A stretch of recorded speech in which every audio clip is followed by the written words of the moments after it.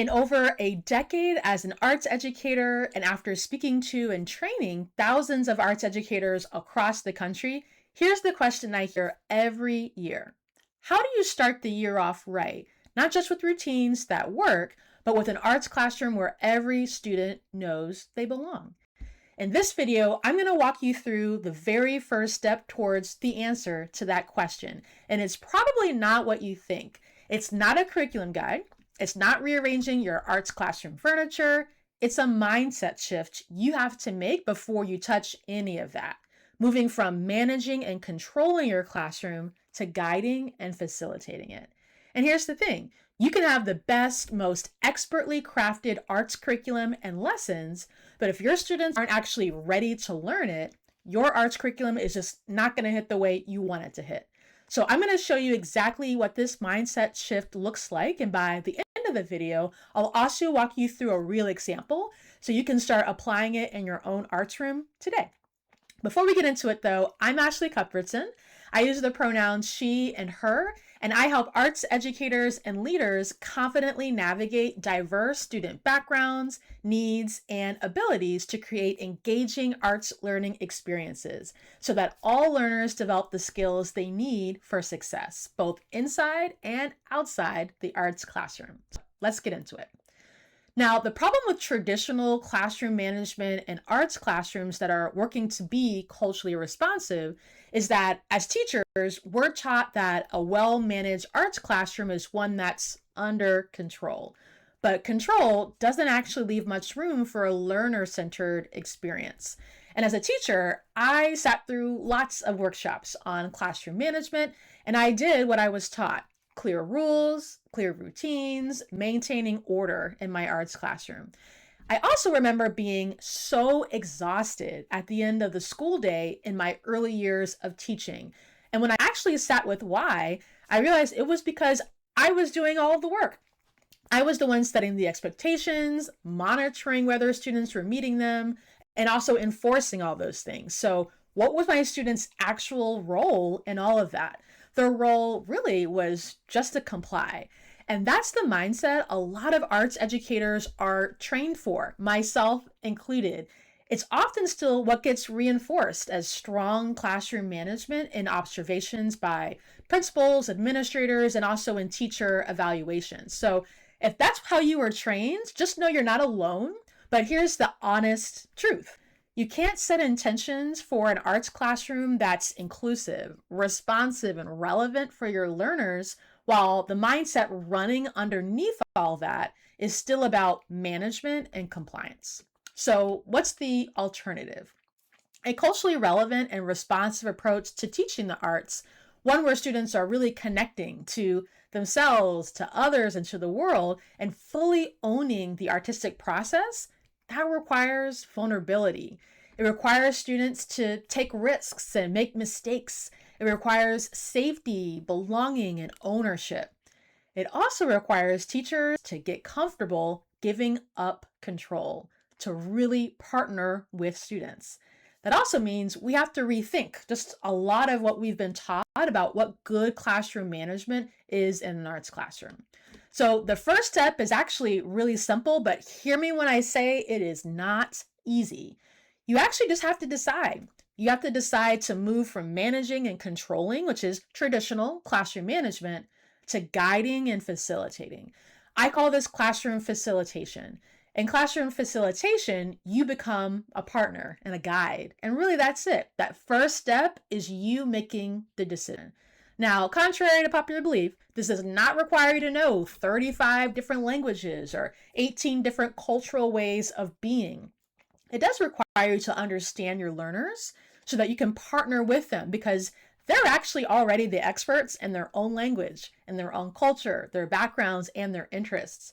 So the big takeaway here is that this shift isn't about starting from zero or being a cultural expert in every culture your students bring into your classroom. It begins with you trusting that they already are the experts and you developing the skills to facilitate and guide them. Now, if you want to go deeper into the idea of classroom management versus classroom facilitation and what that can look like in an arts classroom, that's exactly what I unpack in chapter 6 of my book, Music as a Vehicle. You can grab your own copy. The link to the book is in the description below. Okay, so let's actually put this into practice. The next part is actually straight out of my Setting the Stage for Learning worksheet. So if you want to follow along, it's free. You can grab that download. The link is below in the description. I'm basically going to walk you through it. So before you touch your arts curriculum, you have to actually zoom out and get specific about the kind of experience you want your students to have in your arts classroom. And there are 3 questions I want you to sit with and actually answer, not just think about them. So grab a notebook, grab that download to the Setting the Stage for Learning worksheet, and let's think through each of them. The first question is, what do you want your students to feel when they're in your arts classroom? Think about the actual emotions. That could be safety, comfort, confidence, whatever it is, just be really specific. The second question is, how do you want them interacting with each other and interacting with you? Does that look like collaboration, sharing ideas out loud or privately? Do you want them to be comfortable disagreeing with each other and navigating that conflict? Do you want them to come to you when things are not working? However, again, you want that to look, just be specific. And the third question is, how do you want them engaging with the actual learning? Do you want them to take more of a curiosity inquiry type approach? Do you want them to be taking risks and getting things wrong and figuring it out? Do you want it to be more of a student-led process or more teacher-led? Again, just be specific. Once you're clear on those 3 questions and your answers to them, here's the part that actually makes an impact and a change in your arts classroom. For each of those 3 questions, ask yourself, in order to accomplish this, what is going to be required of me to stop doing? And what is it going to require me to start doing? This is the part where it might get uncomfortable, but I really encourage you to sit in the discomfort, because getting clear about what you need to stop doing and start doing to reach the goals of how you say you want students to feel, to interact, and to engage, that's really the key. That's the unlock to moving from managing and controlling to guiding and facilitating. So don't shy away from the discomfort, lean into it, but also be honest with yourself, because that's really where the magic happens. Let me share what that could look like. So in my own classroom, I spent many years teaching elementary music. One kid needing to use the bathroom and everybody suddenly needed to use the bathroom. If you teach elementary age kids, you already know. So early in my career, I did what a lot of the other arts teachers in my building were doing. Kids had to go to the bathroom before class or wait until after, because we didn't want one person in the middle of the teaching to need to go and cause the whole avalanche of everybody needing to go too.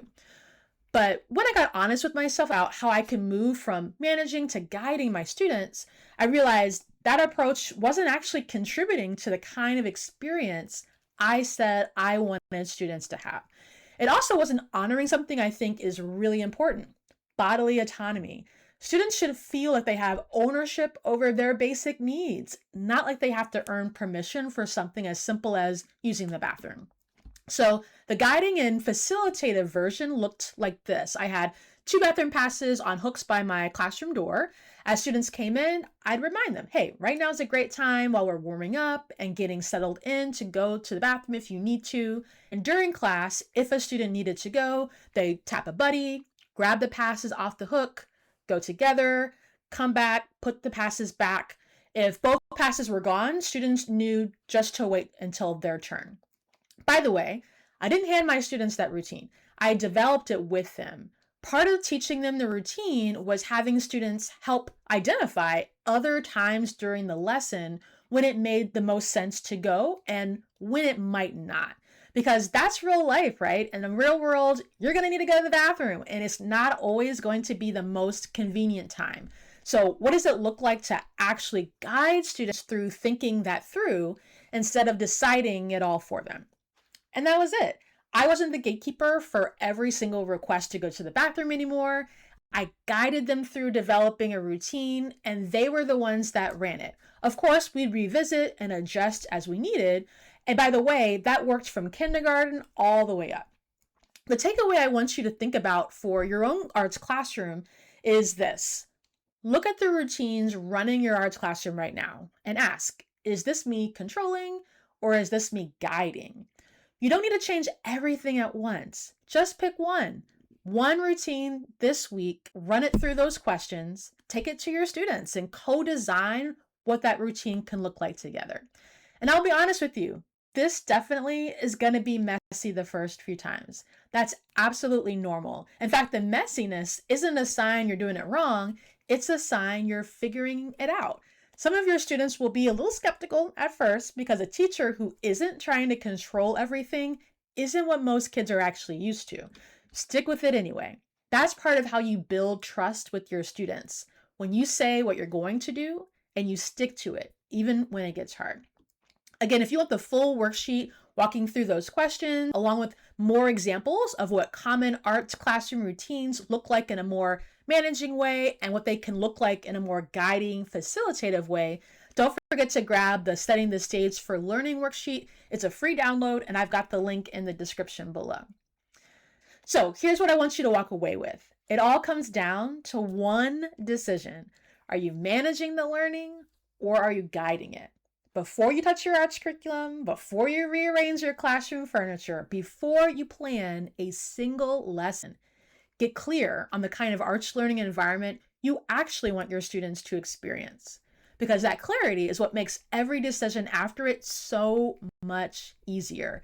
You'll know whether what you're doing is actually in service of the experience you said you want or not. Again, if you want to go deeper into classroom management versus classroom facilitation, check out chapter 6 of my book, Music as a Vehicle. I've got that link below.